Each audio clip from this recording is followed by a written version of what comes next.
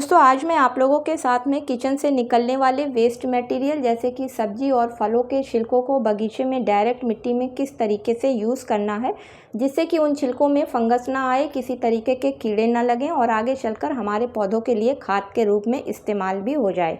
क्योंकि बहुत से लोग फ्रेंड्स इन छिलकों को फेंक देते हैं और वो बदबू आने की वजह से इनको इस्तेमाल नहीं करते हैं। लेकिन आज का वीडियो आप लोग देखने के बाद में अगर ज़रा भी गार्डनिंग का शौक़ रखते हैं तो इन छिलकों को फेंकेंगे नहीं और अपने बगीचे में इन छिलकों का इस तरीके से इस्तेमाल करेंगे।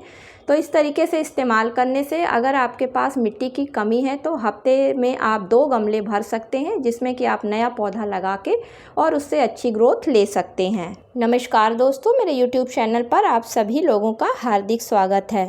तो चलिए फ्रेंड्स, वीडियो की शुरुआत करती हूँ और देखती हूँ कि इस तरीके से फ्रेश सब्जियों और फलों के छिलकों को भरने के लिए हमें किन किन चीज़ों की ज़रूरत पड़ेगी। तो पहली चीज़ हमें चाहिए, उसमें फल और सब्जियों के छिलकों में ध्यान रखना है कि ऐसे कोई छिलके नहीं इस्तेमाल करने हैं जिनमें कि गूदा यानी कि पल्प होता है। उन छिलकों को यहाँ पर इस्तेमाल नहीं करना है क्योंकि इन छिलकों को अगर यहाँ पर इस्तेमाल करेंगे तो इसमें कीड़े लग जाएंगे जिसकी वजह से हमारी कंपोस्ट ख़राब हो जाएगी। दूसरी चीज़ जो इस्तेमाल करना है तो वो बगीचे के सूखे हुए पत्तों को लेना है। सूखे हुए पत्तों में बहुत अच्छी मात्रा में कार्बन पाया जाता है। तीसरी चीज़ इस्तेमाल करने के लिए वर्मी कंपोस्ट खाद को लेना है। तो वर्मी कंपोस्ट खाद एक बहुत अच्छी NPK फर्टिलाइज़र होती है। साथ ही साथ ये फलों और सब्जियों के छिलकों को डिकम्पोज करने में मदद करती है। चौथी चीज़ हल्दी लेनी है। हल्दी को डालने से जब हम पौधा लगाएंगे तो उसकी रूट नीचे जाएंगी तो इसमें किसी तरीके की फंगस नहीं लगेगी। पांचवी चीज़ कागज़ के टुकड़ों को और गत्ते के टुकड़ों को लेना है। तो इन टुकड़ों में सेलुलोज की मात्रा होती है जो कि नमी को सोख लेते हैं। तो यहाँ पर इसको जब हम डालेंगे तो ये फलों और सब्जियों के छिलकों से निकलने वाली नमी को सोख लेंगे जिसकी वजह से मिट्टी में किसी तरीके की फंगस नहीं लगने पाएगी। लास्ट में थोड़ी मात्रा में मिट्टी को लेना है जिससे कि जब ऊपर से इसको कवर किया जाए तो फ्रेंड्स मिट्टी की तासीर गर्म होती है जिससे कि गर्मी पाकर ये जल्दी कंपोस्ट में चेंज हो जाए। चलिए फ्रेंड्स, अब देखते हैं कि इसको इस्तेमाल किस तरीके से करना है। तो डायरेक्ट ही इस किचन वेस्ट मटेरियल को गमले में नहीं डालना है बल्कि उससे पहले इसको तैयार करना है। तो तैयार करने के लिए आपके पास जो भी सब्जियों और फलों के छिलके हैं उन छिलकों में आप थोड़ी मात्रा में वर्मी कंपोस्ट खाद को मिला लें और इसी मटेरियल में आप हल्दी पाउडर को भी मिलाकर अच्छी तरीके से एक साथ मिला लें। अब आप जिस भी गमले या ग्रो बैग में भर रहे हैं उसका ड्रेनेज होल को चेक कर लें।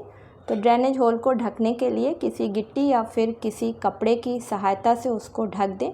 अब जो आपने मटेरियल को तैयार करा है उसको भरने से पहले गमले में नीचे 1 इंच के करीब सादी मिट्टी को डाल दें। इसके बाद आपने जो ये मटेरियल को तैयार करा है लगभग 1/3 गमले में इसको डाल दीजिए। ऊपर से आपने जो कागज़ या फिर गत्ते के टुकड़े लिए हैं उन टुकड़ों को इसमें डालकर फिर एक लेयर आप इसमें इस मटेरियल की डाल दीजिए। इसके बाद थोड़ी सी आप मिट्टी ऊपर से डाल दीजिए और फिर आप इसके बाद जो आपके पास वेस्ट मटेरियल बचा हुआ है उसको डाल दीजिए। इसके बाद सबसे ऊपर आप सूखे हुए बगीचे के पत्तों को महीन महीन तोड़ लीजिए और तोड़ने के बाद में एक उसकी लेयर को बिछा दीजिए। अब आप लास्ट में आपके पास जो भी मिट्टी बची हुई है उसमें थोड़ी मात्रा में वर्मी कंपोस्ट खाद को डालकर अच्छी तरीके से गमले में फिल कर दीजिए। ध्यान रहे फ्रेंड्स कि लगभग गमले में थोड़ी मात्रा में खाली रहना चाहिए जिससे कि जब आप कोई पौधा लगाएं और पानी डालें तो वो मिट्टी बह ना जाए।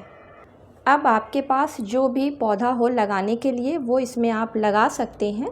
तो इस तरीके से आप देखेंगे कि जैसे जैसे आपका पौधा बढ़ता जाएगा और पौधे की रूट नीचे तक पहुंचती जाएगी वैसे वैसे ये डिकम्पोज होकर पौधे को न्यूट्रिशन वेस्ट मटेरियल देता जाएगा और आपके पौधे की ग्रोथ अन्य पौधे की अपेक्षा काफ़ी अच्छी होगी। क्योंकि फ्रेंड्स किचन वेस्ट से बनी हुई खाद जो होती है वो काफ़ी फर्टाइल होती है और ये पौधों को कई तरीके की बीमारियों से भी बचाती है क्योंकि इस खाद में अनेक तरीके के विटामिन्स मिनरल्स के साथ साथ ये एक बहुत अच्छा NPK भी होता है। साथ में इसमें काफ़ी हाई सोर्स के माइक्रो न्यूट्रिएंट्स भी पाए जाते हैं जो कि पौधे की ग्रोथ के लिए काफ़ी फ़ायदेमंद होते हैं। तो इस तरीके से फ्रेंड्स आपको इस किचन वेस्ट से 3 फ़ायदे एक साथ देखने को मिल जाएंगे। पहला फ़ायदा आपको मिलेगा कि आपको पौधे को एक सीज़न किसी भी फर्टिलाइज़र को देने की ज़रूरत नहीं पड़ेगी। दूसरा फ़ायदा आपको मिलेगा कि आपका किचन वेस्ट यूज़ हो जाएगा और एक बहुत अच्छी NPK फर्टिलाइज़र बनके तैयार हो जाएगी और आपको फेंकना नहीं पड़ेगा। तीसरा फ़ायदा आपको जो मिलेगा कि आपको बहुत कम मिट्टी की ज़रूरत पड़ेगी और ज़्यादा से ज़्यादा आपके गमले भर जाएंगे, जिससे कि आप अपने गार्डनिंग के शौक़ को बिना मिट्टी खर्च किए पूरा कर सकेंगे। तो उम्मीद करती हूँ कि आज का वीडियो आप लोगों को पसंद आया होगा। फ्रेंड्स, पसंद आया हो तो इसे लाइक और शेयर करिएगा। मिलती हूँ किसी अगले वीडियो में किसी नई जानकारी के साथ में। तब तक के लिए दोस्तों, हैप्पी गार्डनिंग।